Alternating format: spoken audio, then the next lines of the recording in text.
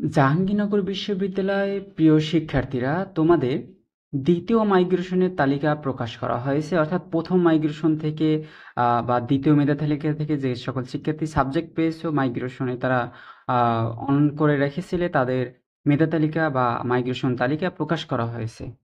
প্রথমত রয়েছে এ ইউনিটে যে সকল শিক্ষার্থী ছাত্র রয়েছে।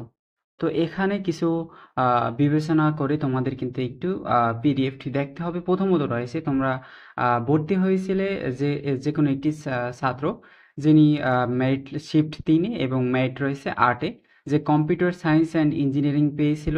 সেই মাইগ্রেশন চালু করার সাপেক্ষে তাকে কিন্তু কম্পিউটার সায়েন্স অ্যান্ড ইঞ্জিনিয়ারিংয়ে কিন্তু দেয়া হয়েছে।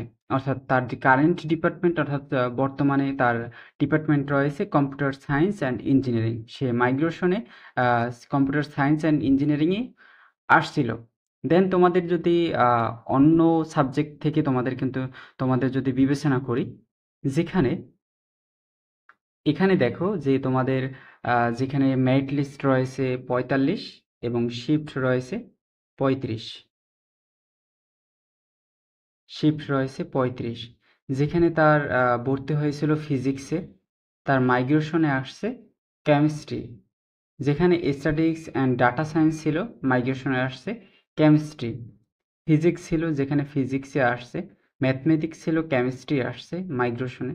তো তোমাদের এইভাবে কিন্তু দ্বিতীয় মাইগ্রেশনের তালিকা প্রকাশ করা হয়েছে, বা তোমরা এভাবেই কিন্তু তোমাদের মাইগ্রেশন তালিকা বা তোমাদের পরিবর্তন হয়েছে সাবজেক্ট।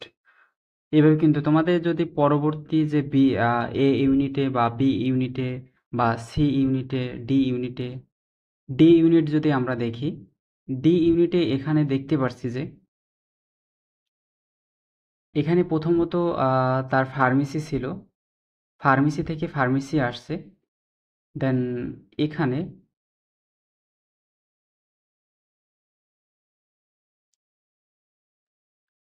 এখানে তার সাবজেক্ট ছিল বোটানি, সাবজেক্ট ভর্তি হয়েছিল বোটানিতে।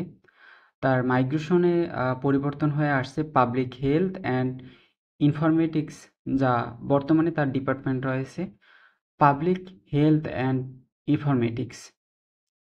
বোটানি থেকে তার পাবলিক হেলথ থেকে জুওলজি আসছে। বোটানি থেকে তার পাবলিক হেলথ অ্যান্ড আসছিল, যেখান থেকে আবার জুওলজি আসছে তোমাদের সেকেন্ড মাইগ্রেশনে, বা তোমাদের ফার্স্ট মাইগ্রেশনে বা সেকেন্ড মাইগ্রেশনে। তোমাদের এইভাবে কিন্তু তালিকা প্রকাশ করা হয়েছে।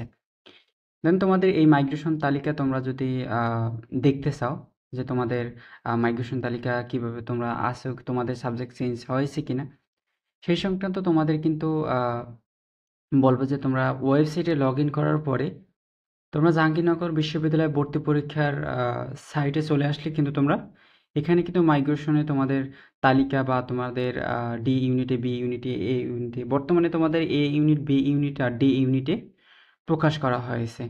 দেন তোমাদের সি ইউনিট, ই ইউনিটে এখন পর্যন্ত প্রকাশ করা হয়নি, যার কারণে দেখাতে পারতেছি না। তো তোমরা এইভাবে কিন্তু ওয়েবসাইটে ভর্তি পরীক্ষার সাইটে প্রবেশ করার পরে তোমরা কিন্তু তোমাদের পিডিএফটি দেখতে পারবে।